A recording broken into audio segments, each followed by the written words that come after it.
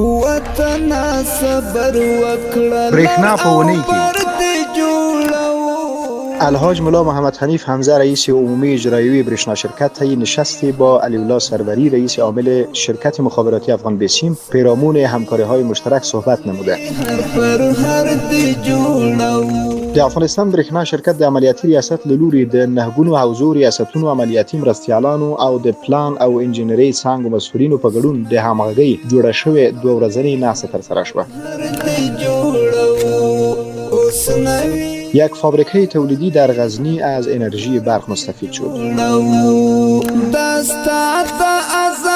د افغانستان اسلامي امارات محترم کابینه د 22مې شمیرې مصوبې له مخې د افغانستان برېښنا شرکت ترانسپورت مدیریت کارکونکو ته د ترانسپورت او هوایي چلند وزارت انجینرانو له لوري یو ورځنی تخنیکی روزنیز پروګرام ترسره شو.